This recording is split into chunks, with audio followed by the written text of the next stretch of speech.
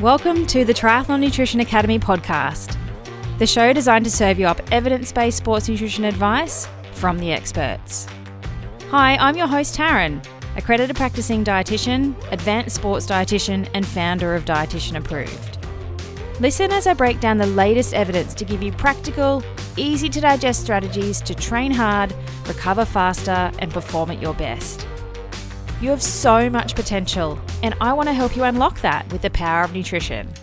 Let's get into it.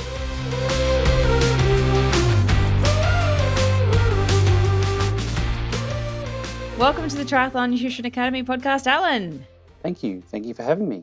It's so good to have you. I can't think of anyone better to talk about sodium and hydration than you. So thank you for joining me. Oh, pleasure. No, it's great to be here. Always good to talk about things that you spend a lot of time researching and a lot of things that you spend a lot of time thinking about. Yes. Now, I wanted you to help me answer the question, do we need to take salt tablets? That's the main thing that I wanted to talk to you about today, but I know we have to kind of take a step back from that to understand that first. But before we do that, could you introduce yourself for those people that don't have any idea who you are and how you landed into being the sodium master? Sure. Don't know about sodium master. Sounds like I put salt on my food or something. I've been accredited sports dietitian for about 17, 18 years, something like that. Worked in a variety of settings, private practice working with a lot of recreational athletes, but also, elite and professional level. I worked in academia. I'm a lecturer now at Monash Uni in Melbourne. Did my PhD there around sodium. So obviously what we're going to get into today. But I've also worked for Triathlon Australia. So I'm a consultant for them for their high performance program. So for their Melbourne-based athletes or one of their Melbourne-based coaches, Danielle Stefano. So I've been doing that for about 3 years now. So it's good to sort of work through that whole kind of Olympic cycle and try and get those guys and girls to Tokyo for both Olympics and Paralympics. And how did you come to do your PhD in sodium? It's an interesting question, actually. I already had one kid. Child number 2 was not on the way at that stage. But I sort of thought mortgage, kid number 1, PhD is probably not going to be financially viable. I sort of thought that opportunity had kind of passed me by. And I just happened to meet Ricardo Costa at Monash University, who had just moved over from the UK actually to set up sort of the sports nutrition program at Monash. And he sort of said, well, I need someone to help with the teaching side of things. Do you want to do a PhD along with that? And you can join us and do both. So I thought, oh, great. Here's a role that's actually going to pay me enough to feed my kid and pay the mortgage and do some really cool research. It's just one of the things that I always wanted to do. So why not? It's often one of those things with a PhD project where the project is already there and the topic and you come in to do the project. But in this case, I sort of walked in and it was like, well, what do you want to study? So it's pretty unusual you get that kind of blank piece of paper to start with. So I sort of looked at the literature and said, well, what are the gaps in research? What are the things that we need to know a bit more about? So, we know a lot about carbohydrate. We know quite a lot about protein. There's a lot of research in those areas. Same with fluid to an extent. But sodium is one of those areas. It's kind of one of those big rocks of sports nutrition that people are constantly thinking about and testing and measuring. But when you look at the guidelines, there's very little there and very little evidence to suggest, what we should be having in terms of sodium. So I thought, well, that's kind of an obvious choice from my perspective in terms of what we can try and shift the dial on. So, I didn't really have any preconceived ideas behind that. I didn't have a particular interest in sodium prior to that. But, 6 years later, here I am still working in that area. And that's why you're the sodium master. Something like that, yeah. So before we get too deep into some of the science, I think we need to set the scene around sodium and why sodium? Why do you think sodium's even important at all? It's a good question. And I think there's different answers depending on whose perspective you're looking at it from, I guess. A lot of athletes obviously talk about sodium and they think about sodium in terms of sort of how much sodium is in their products they're having, drinks, gels. Obviously, our question today is around salt tablets or capsules. So why is there sodium in all these products? Well, primarily because when we sweat during exercise, sodium is the main mineral that we lose in our sweat during exercise, along with chloride. We lose a small amount of potassium. We lose a tiny amount of iron, magnesium, calcium, but really tiny amounts for those. So it's pretty trivial, to be honest. So by far the main one that we lose is sodium. So just to give you an example, we lose about 40 millimoles of sodium per litre of sweat. In contrast to that, potassium is only like 3 or 4 millimoles per litre, and things like calcium are down to like 1 or less than 1 millimoles per litre, and the others are even less than that. So you can see how much greater the contribution of sodium is to the overall sort of electrolyte losses in sweat. I guess the other reason we tend to think about it is because when we look at what's in our blood floating around, we've obviously got the water component, but then we've got all the different bits and pieces, the cells and proteins and enzymes and things, and then we've got the minerals or the electrolytes that are in there, and sodium, again, is the primary one that exists within that. And so it has a big influence on the water, so the way the water moves around the body, but also how we either retain or offload excess water. Put all of those things together, and obviously, add in the fact that we're losing a lot of fluid during exercise and drinking a lot to replace. We're losing some sodium during exercise, obviously, and then potentially replacing that. So that's sort of how it all comes together, and why sodium's the important one. So people have kind of run away with sodium a little bit.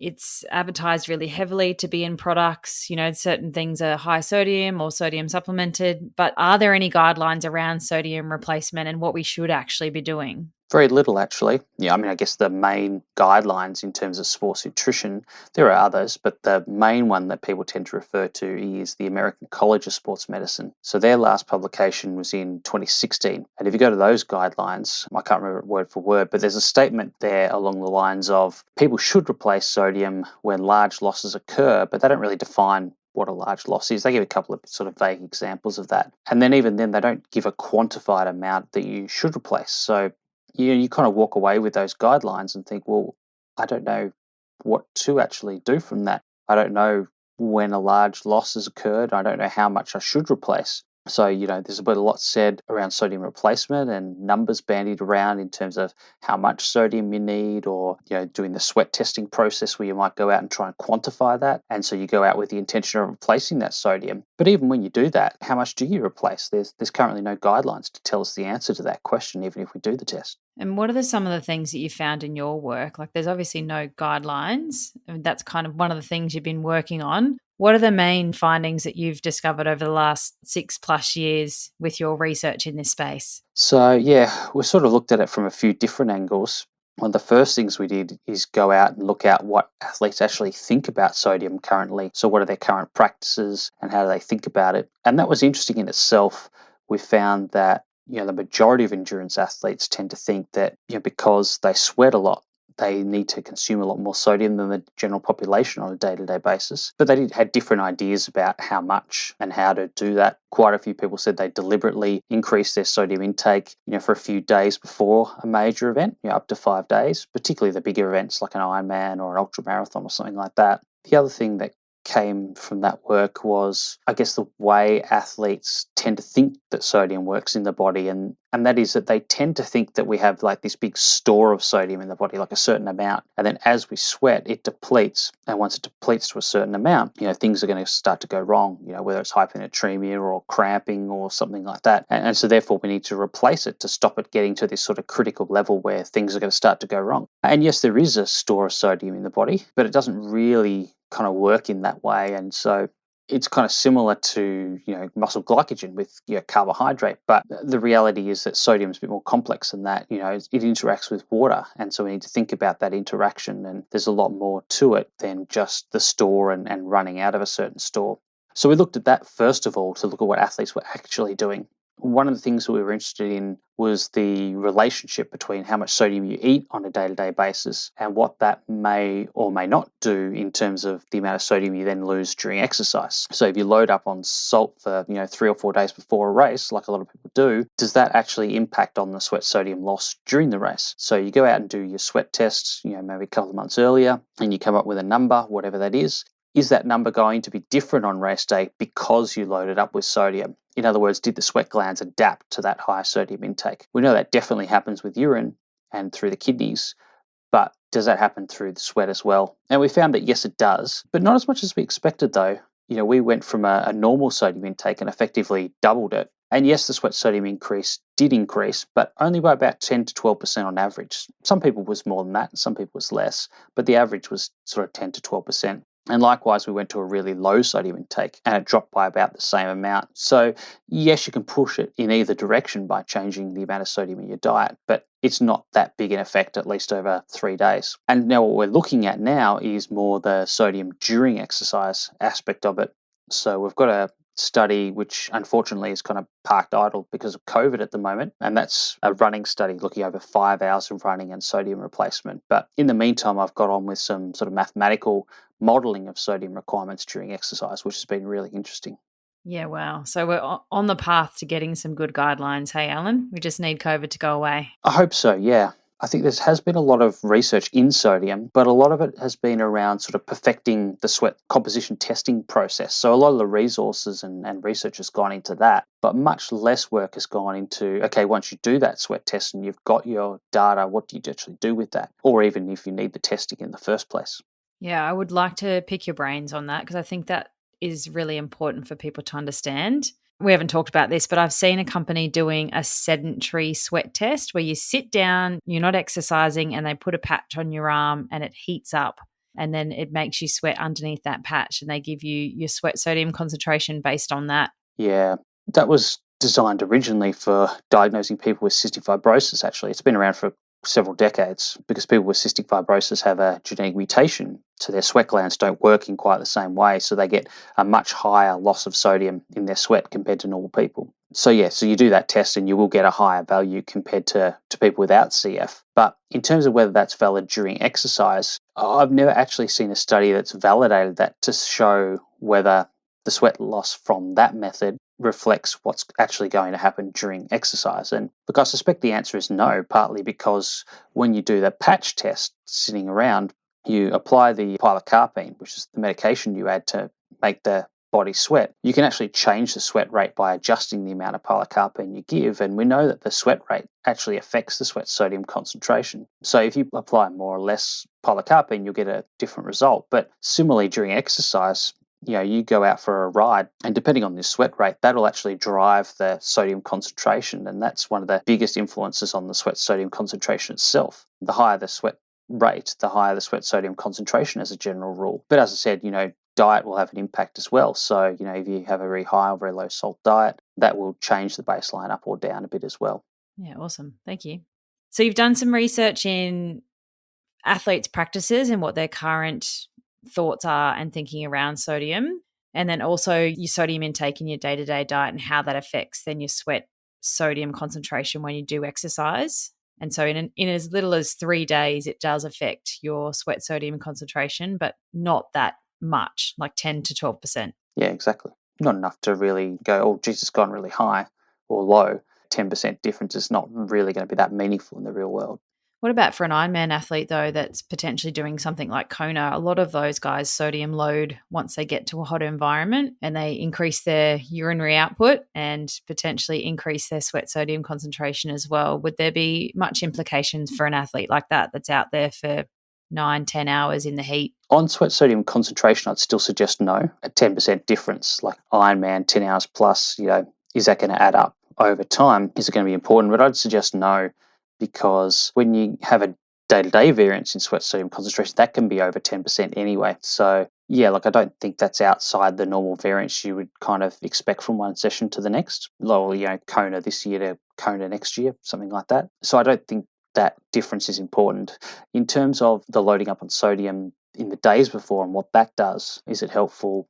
The vast majority, like 95% plus of the extra sodium you consume is going to be peed out in the days before exercise, because that's what the kidneys are designed to do. So, people think about sodium in terms of loading up, and yes, you will store a little bit, but the amount is pretty small. And to be honest, you can achieve the same thing in the 2 or 3 hours before exercise. You don't need to do it, for 2 or 3 days to get that same effect. Yeah, excellent. Is there any other sneaky work you've got underway that we can talk about?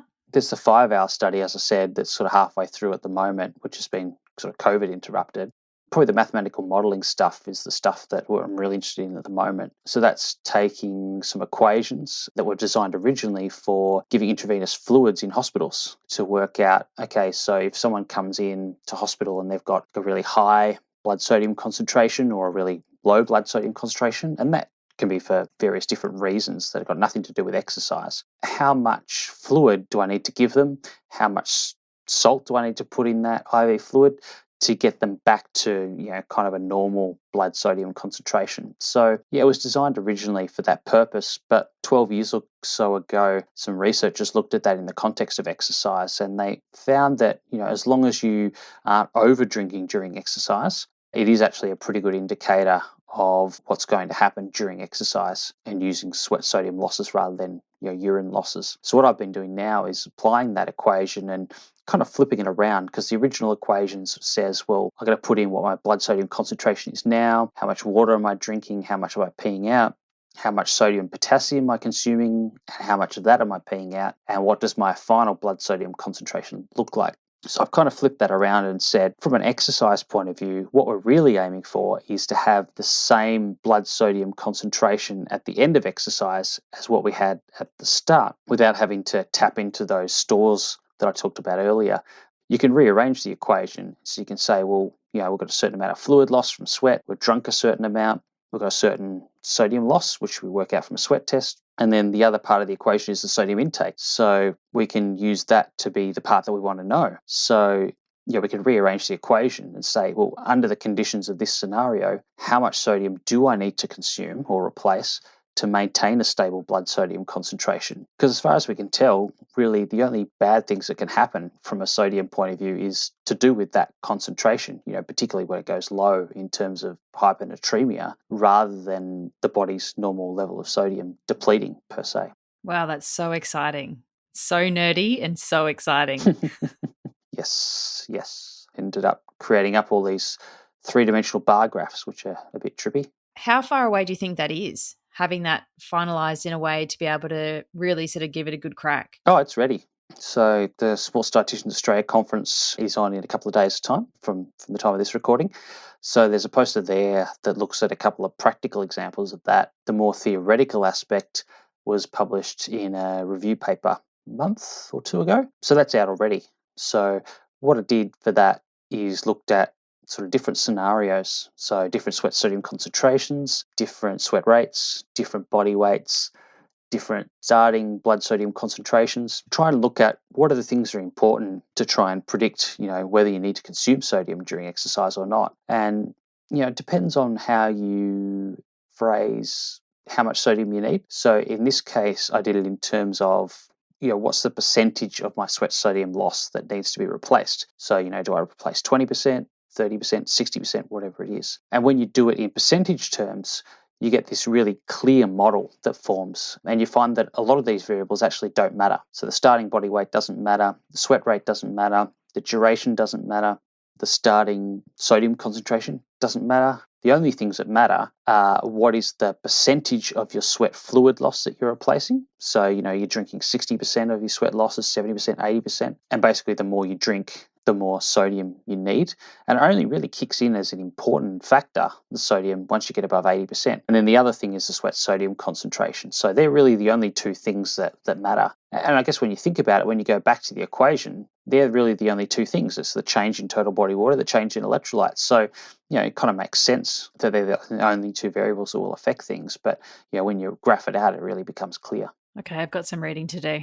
Yeah, it was a really cool exercise, actually. Good thing to do when you can't do any research is to do, non-participant based research. But it came up with some really interesting answers and I guess a different way of thinking about it. And some of that was prompted by that study I mentioned before, the 5-hour study, which we're sort of halfway through. Once we started getting results in from that one, we were giving people sodium in capsules and we were sweat testing them first, working out what their sodium loss was, bringing them back and then running them for 5 hours in the heat, and then giving them capsules to replace exactly the sodium loss that we were predicted from their sweat test prior. And we were replacing 100% of that sodium loss in that study.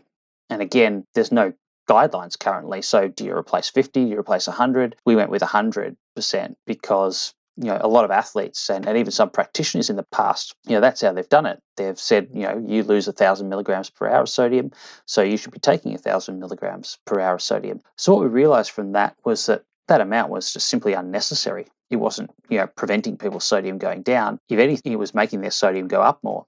So that's when we stopped and thought, well, hang on, doing this as like a flat replacement of sodium when you're not drinking to replace every drop of fluid, essentially you're over replacing the sodium relative to the water that you're replacing. And it's the balance between the two that's the most important thing. So, yeah, that's sort of what prompted me to go back and use these equations to try and model things. Yeah, so cool. Let me know if this sounds like you. Do you feel exhausted by the end of the training week? Do you crave sweets in the afternoon and feel like you need a nap? Training for 3 disciplines can be absolutely exhausting if you haven't dialed in your nutrition. It can be frustrating when you can't quite piece together the solid race performance you know you're capable of, and confusing when there's so much information out there, but you're not sure what's the right method for you. My goal for you is to unlock your true potential and feel like a supercharged triathlete. Firing on all cylinders, full of energy, and not only smashing quality training sessions, performing in every race too. If you're finally ready to start nailing your nutrition, join a powerful community of like-minded athletes in the Triathlon Nutrition Academy program. Head to dietitianimprove.com/academy to check it out now. For less than the cost of a coffee a day, you will finally have a plan for your nutrition instead of winging it and hoping for the best.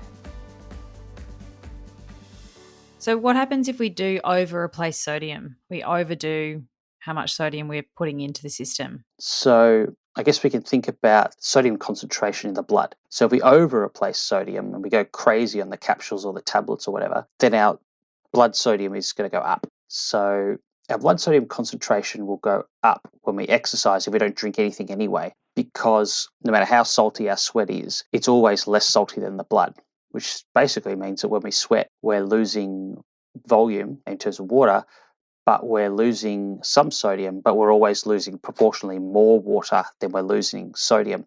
So your blood sodium concentration, how much sodium compared to water, is always going up. So the only situation where the blood sodium will go down is if you are excessively drinking water, or if you're exercising for a really prolonged time, 10 hours plus, you've replaced all of the water but none of the sodium. And then you might start to get some of that dilution happening to a certain extent. And that's exactly what the model shows as well. Yeah, it's really only in those longer durations with that higher fluid turnover where you need to replace that sodium to any significant extent.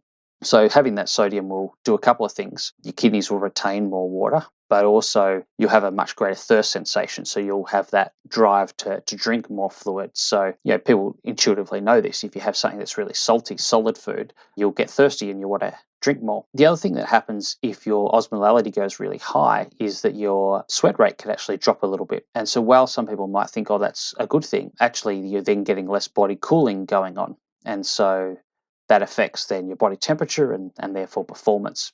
Well, look, if you're having less than 80% of your fluid losses, the model shows us that it's really not going to have any impact. Your sweat sodium will go up anyway if you're drinking less than 80% of your fluid losses. So, from a sodium perspective, not having sodium means it won't go up quite as much, which is probably not a bad thing in that scenario. What it might do if you are drinking more aggressively during exercise, say 80, 90% of your fluid losses or even more, and you're not having sodium, then there's a risk that you might have your blood sodium concentration start to go down, and that's when you run into the risk of hyponatremia. But you only really see that over a really long period of time. So things like Ironman, Ultraman, that kind of thing. I've had a few clients actually do marathons or long distance trail runs and have suffered from hyponatremia, and they have no idea what it is until afterwards.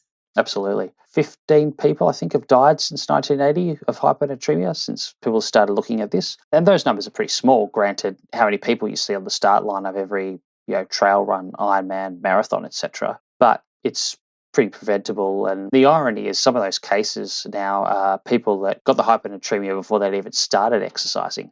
They were just drinking copious amounts of water before exercise, thinking that they need to be hydrated. And there's a couple of American footballers, for example, where the coaches said, you need to be hydrated to not cramp during practice. So they went out and drank gallons and gallons of water and ended up with hyponatremia as a result. Crazy. So if we don't replace any sodium, nothing's going to happen unless you're doing events that are maybe sort of 10 plus hours in duration. Pretty much, yeah. And I mean, there's a couple of ways you can think about this. There's, I guess, the way that we traditionally think about it, that, you've got that whole body store of sodium. And if you lose too much of that, something bad's going to happen. And up to 10 hours of exercise, realistically, you're never going to lose more than about 5 to maybe 8% of your total sodium stores. Like, it just can't happen realistically. So, it's very unlikely that you're going to see any problem in that context. 10 hours plus, again, it's more to do with the water turnover than it is the sodium depletion, as far as we know. I guess it's more the fact you're replacing or turning over water that you're losing over that period of time, and then you're not replacing the sodium. That's when you might run into trouble. Basically means that, to prevent hyponatremia, you have to basically have a lower blood volume. You can't replace the sodium. So yes, you can get away with not having hyponatremia, but you're going to have a smaller and smaller blood volume to be able to achieve that. And so that's not great from a body temperature and a performance perspective over time. So what advice would you have for all the Ironman athletes that suck back multiple salt tablets, salt capsules every hour just because their mates told them that they should, or they do it because they cramp? I guess the first thing would be, do we need sodium in triathlon? I'd suggest anything shorter than Ironman, probably not. It's not to say, get rid of sodium completely, like take it out all of your drinks and your food and that kind of thing. I think it's still fine from a taste perspective and the psychological impact it has, and it might encourage us to drink a little bit more, which in some situations might be appropriate. But I guess in those contexts, we don't have to go out to consume a specific amount of sodium. It's more, I guess I call it sort of seasoned to taste. I guess for Ironman or longer, that's when I would say that there might be a role for targeted sodium replacement for people. So again, it depends on their fluid intake and also if they have a high sweat sodium concentration. And how are you going to know that? Well, sweat testing really is the only way to find out. So I think there is a role for sweat testing, but I think it's more only in that ultra endurance space. And then I guess you get that sweat test result and, what do you do with that? So you can stick it into this mathematical model that I've been talking about. But the long story short, even if you stick it in that model, the most sodium you need across any of the scenarios that I looked at, less than 70% of your losses need replacing. But in the majority of cases, it's more like, 20 to maybe 50, 55%. So again, it's not replacing every gram of salt you lose. It's probably somewhere between a quarter and a half is all you need to replace. Yeah, wow. Much less than what athletes are doing in practice. So you'd recommend things like salt tablets, salt capsules for endurance stuff, sort of 10 plus hours. I'm thinking also some crazy trail runners. I've just had a client do a 160K trail run. It doesn't necessarily have to be capsules or tablets. Like, it can still be food and drinks and gels and that kind of thing. But sometimes those things might be easier in terms of having more that control of how much you're getting. But I guess in that context, though, you have to know what's in your capsules and how many you need to take. So you're not just popping them for the sake of popping them because you think you need them. You're going in there with a specific plan of, I need 600 milligrams an hour, 800, whatever it is. And then that works out to be, one capsule every 45 minutes or one capsule an hour or, whatever it works out to be. So there's plenty of times that I've used them for ultra endurance athletes, but it's been a bit more planned rather than just popping capsules for the sake of it. Is there any difference between the absorption of a tablet versus a capsule? It's a funny story, actually. So during my PhD, we used capsules. I mentioned the high versus low sodium diet. So what we did was gave them all their food and we made it really low in sodium. And then we gave them salt capsules to have a really high sodium diet on top of the food, or placebo capsules, so they were getting no extra sodium, and that kept the overall sodium in the diet really low. And so I started experimenting around with the sodium capsules. And I knew from a colleague of mine I used to work with at a hospital that she'd done some research in a clinical setting using sodium capsules. And she said, just be careful because a lot of people get quite nauseated from the salt capsules. So I thought, well, how many am I going to need for this study to have in a single meal? So I thought, 4 capsules about the most. So I had some leftover capsules from another study, took 4 of those, and within 10 minutes I was in the bathroom vomiting it up. So if you dump a big load of salt into your stomach in a short space of time, you'll get either very nauseated or be actually vomiting. So I learned very, very quickly that you need to slow down the release of sodium. From food, it's fine because it's sort of padded out with all the other bits and pieces in the food, and it's not that concentrated. So it's not just dumping as much into your stomach. But with the gelatin capsules, as soon as they touch liquid, they just completely dissolve and release the contents. But a lot of the commercial salt capsules on the market don't use gelatin. They use cellulose casing. And that does break down more slowly and therefore, releases the sodium a bit more slowly. And that's generally better tolerated. So for my participants where we had to have quite a few in one hit, they would do that, but they would take it with meals, try to dilute it into the food and fluids they were having as well as the cellulose. But during exercise, you're generally not going to take 4 in one hit. So generally, it's not as much of an issue. But the tablets that don't have any coating might increase the risk a little bit more compared to the capsules for that reason, that quick dump of salt. I love how most researchers test things out on themselves first before giving it to participants. I remember reading a study that was around like the interactions between sweat glands and the kidneys. So this was 1957, and there's only one author in the study. And it turns out that the author basically studied themselves 48 times. So there were 48 results, but it was all the one person. So I'm pretty sure it was the author themselves that did that. Oh, no.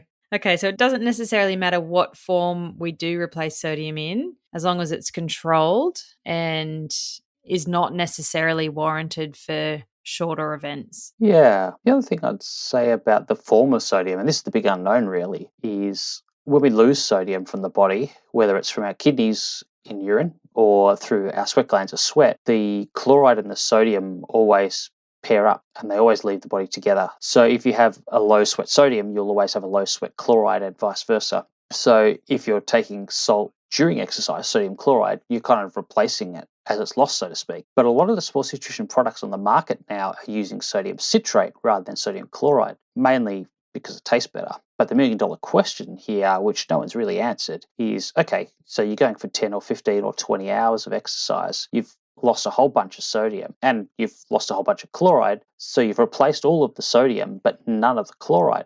What does that do?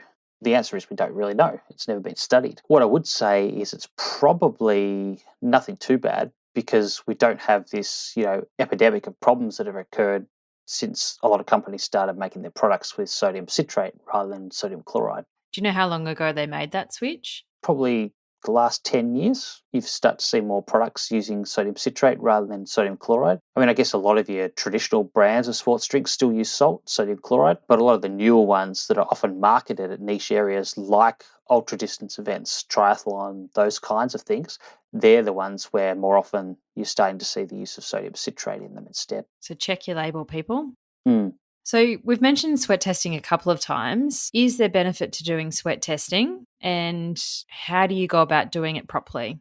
So I think my conclusion from this, and this is one of the main reasons I did the PhD, was to look at the whole role of sweat testing in all of this, and also, sodium guidelines for during exercise. But I think from that and from the mathematical modelling that I've done since, my opinion on the sweat testing is that anything less than Ironman distance for triathlon is probably unnecessary because you're unlikely to replace fluid to the extent where a significant amount of sodium is going to be necessarily that helpful for you. For me, it's really those longer events where you have to replace closer to 100% of your sweat fluid losses because the deficit's going to accumulate over time. So, you're going to get closer to that 80% fluid replacement, and your thirst is going to dictate that to a degree. So that's where I see the value potentially in sweat testing. In terms of the method aspect of sweat testing, yeah, it's a really important one because there's some pretty dodgy sweat testing practices out there, unfortunately. The key thing to realize is sweat sodium losses during exercise vary quite a bit. The second thing to realize is that the sweat sodium loss at one site of the body doesn't necessarily reflect what's going over the whole body. So in the perfect world, what you do to capture sweat is to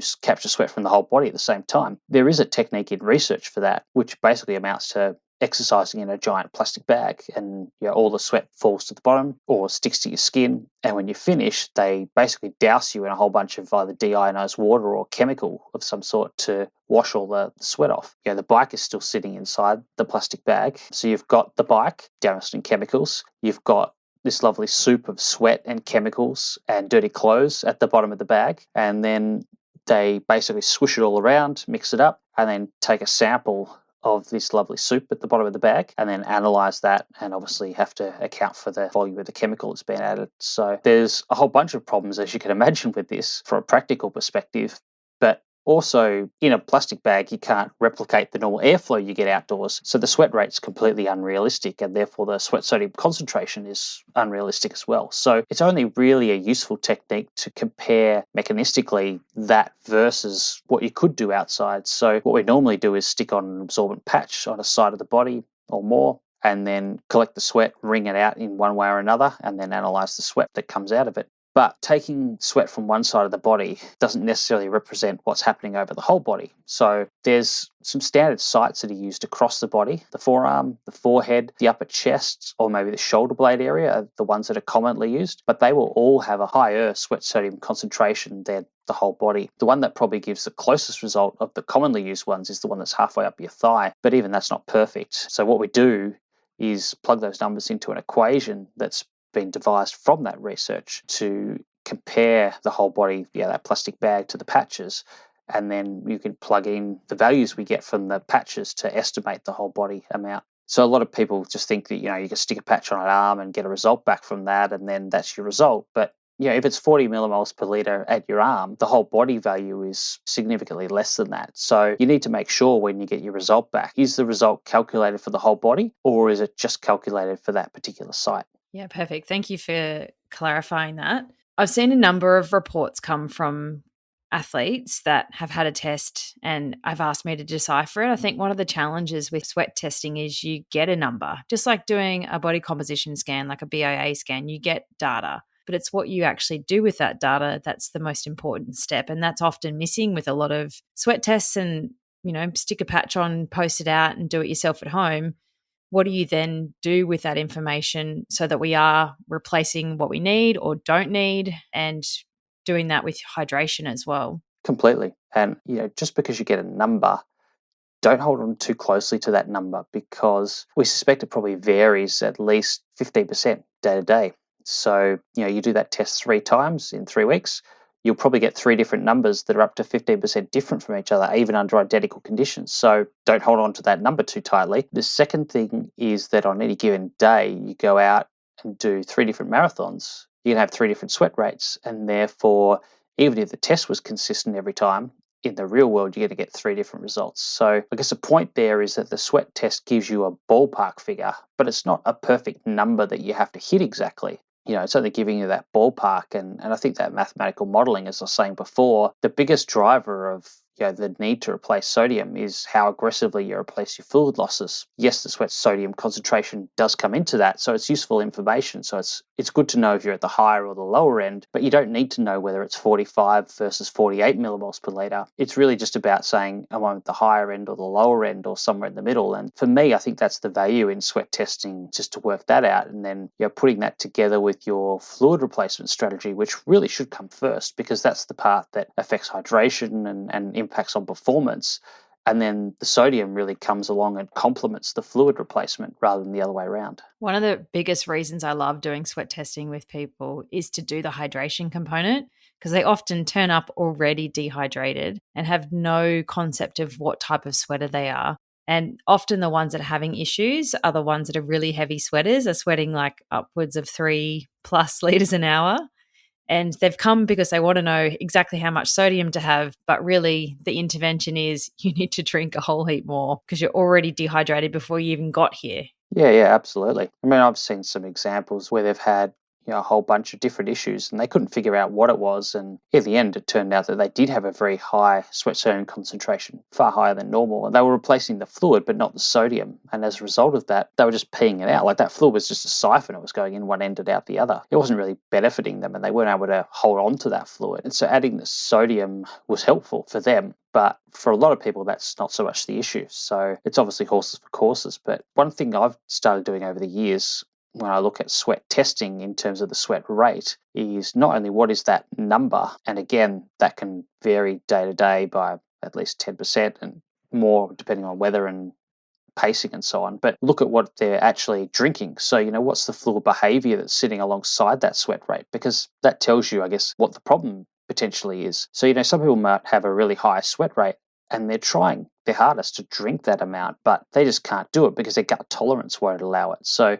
in that case, they need to go out and put some strategies in place to improve their gut tolerance. For other people, they're just not getting an adequate thirst sensation. It's just not driving them to where they need to go. So they might need to drink a little bit ahead of thirst. Whereas for other people, they're just not organized to carry enough fluid. So they just don't have access to the fluid when they need it. They need to change their strategy in terms of the logistical side of things. So I think having that information about, what's your sensation of thirst, what's your gut tolerance, and how much did you drink versus how much you lost, by adding those things into the mix, I think adds a lot to your assessment, and it really adds value in terms of not just what is the sweat rate, but what's the narrative here and what can we learn from that. Perfect. So drinking to thirst, we haven't talked about that much, but it is the sexy term of the era. Yes. What sort of distances of triathlon do you think that's useful as a strategy versus that's a terrible idea? It's a very controversial area. I'll start with that. I would start by saying it's gone around in circles. I think where I've come to with this in the real world, thirst is a reasonable guide of what to drink or the need to drink more. That's certainly true in most cases. But again, you don't want to take that for granted. And that's where testing and including a measurement of thirst perception is useful for that. Like, it's one thing to say, I'm just going to drink to thirst. But, what happens if you get halfway through the bike leg, 20 Ks from the next aid station, you're really thirsty and you don't have any fluid available? Well, drink to thirst isn't going to help you, is it? So you still need to have some idea of how much fluid is that actually going to be? How much fluid do I need access to be able to satisfy my thirst? And that's where I think there's still value. A lot of people just go, just drink to thirst. Like, that sweat testing is all just a load of garbage. It's just a conspiracy to sell more Gatorade. But I think at the end of the day, if you don't know roughly what your sweat rate is going to be, then you don't even know how much fluid to carry with you, regardless of whether you're thirsty or not. Look, I think in the longer distance events, if we're 8 hours into an Ironman, something like that, and we're going, well, I don't know where my fluid balance is, whether I've drunk enough or not, I'm not going to pull out the scales and stop at the side of the road and measure it, see what my fluid balance has done. It's useless anyway because you've lost all your Yeah, glycogen. exactly. So really, the only indication I've got of whether I've drunk enough or not is thirst. Like, it's the only dipstick we can use on the fly in real time during a race to say where we're at. So ignoring thirst completely is fraught with danger. But at the same time, just going into a race saying, I'm just going to drink to thirst with nothing else around that is fraught with danger as well. Okay, perfect. So we should be doing sweat testing, but we need to make sure that we are getting it done from a qualified practitioner that can do a test accurately and can use those regression equations to actually measure whole body sodium rather than just one site. But then somebody that has the experience to then apply that number in that environmental condition or level of fitness or whatever it is that you're doing. So there's benefit to doing it that way if we kind of control all of those measures heading in and heading out of a sweat test. Yeah, certainly that modelling shows that the majority of people need very little, if any, sodium during exercise. Even in Ironman, most people need virtually none. But I guess the problem is you don't know which camp you're in. Like, you might have a sense of that in terms of sweat sodium, but you're never going to know fully until you test. So some people might get disappointed and say, well, the test said I don't need any sodium, but until you test, you're not going to know necessarily. Now, we haven't talked about cramping, and I don't want to open that can of worms too much, but do you have any brief thoughts on sodium replacement for preventing cramping? I think athletes have that mindset of sodium's this fixed store in the body, and when it drops to a certain level, cramping is going to happen. But there's really no scientific evidence that that is the case. People have tried to say, well, is it lack of water? Is it too much water? Is it lack of sodium? What we can probably say from the literature is, firstly, cramping is probably a syndrome. And what I mean by that is there's probably multiple things that can happen during exercise that result in cramping. So, cramping is potentially an outcome of multiple problems that arrive at the same sort of outcome. So we know there's a whole bunch of other risk factors, things like pre-existing medical conditions, certain prescription medications can increase your risk of cramping. We know people that push themselves harder at a race than in training, or go out and do a 10-hour race but have never trained more than 5 hours. They've all got an increased risk of cramping as well. So there's a fatigue element to it as well. There's a couple of studies that are quite interesting that have looked at Ironman in Busselton, where someone had cramped but also developed hyponatremia. So these guys wrote up that case study and tried to go back into the lab and figure out what was going on. And what they showed was that the risk of cramping was probably related to becoming dehydrated first. So when I say dehydrated, loss of fluid, so blood sodium concentration has gone up, and then they suddenly drank a whole lot of pure water very quickly. And if they did that compared to drinking water with quite a bit of sodium in it, the pure water tended to increase their cramping risk. So for me, this is not a lack of salt per se or lack of sodium. It's probably the sudden dilution of the blood with the water. And so what happens if you suddenly dilute the blood like that, what you're going to see is a shift of water into the cells. And so it might be this rapid movement of water into the cells that is increasing the risk of cramping rather than the lack of salt or sodium per se. And if you go back to, the 1920s and 30s, when some of the first sort of descriptions of hyponatremia and cramping happened in miners, a lot of the cramping was happening in miners that drank huge amounts of water without any sodium in it. So again, it was probably the dilution of sodium from the water rather than a lack of sodium intake causing the problem. So you often see that cramping as well in people that do get hyponatremia in a race or after a race when people stop and then they suddenly chug down a whole bunch of water. But yeah, ultimately cramping is really hard to study. You can't just bring people into the lab and say, okay, well, when I count to 5, I'll just get you to cramp for me and then I'll do some measurements. It's unpredictable, so it's hard to study. So unfortunately, we still don't know that much about it. And multifactorial, like you said. Totally, yeah. Whew. All right, is there anything that we haven't talked about sodium that you wanted to cover? Probably the only thing that we haven't covered would be sort of sodium over days, weeks, or months of training, as opposed to, just the one-off day of a race. What we see from, the sodium study that I mentioned in my PhD, and you see it in countless other studies as well, is that your sweat glands will adapt to some extent, but your kidneys adapt within hours of changing sort of your day-to-day sodium intake. If you go really low sodium, you'll just pee out a lot less sodium. So really, your kidneys and sweat glands are going to outsmart you. So there's probably no point deliberately upping the sodium just because you're doing exercise, because your kidneys are going to take care of that, and to some extent the sweat glands. You can shift that balance out of whack in a single dose of exercise, but over 2, 3, 4, 5 days of training, your kidneys and your sweat glands are going to adapt to the day-to-day level of sodium intake and the deficit you've had. So at this stage, I don't think there's any real scientific evidence that we need to deliberately increase the sodium we eat on a day-to-day basis. So if somebody's a heavy sweater, would it be beneficial for them to start to lower their day-to-day sodium intake to lower their sweat sodium concentration? Possibly. Yeah, as I said, the drivers of sweat sodium concentration are the fluid intake and the sweat sodium concentration. So they're going to vary depending on the weather and the intensity and that kind of thing. So if you're going to do a test, should you go on a low sodium diet to reduce it? Maybe.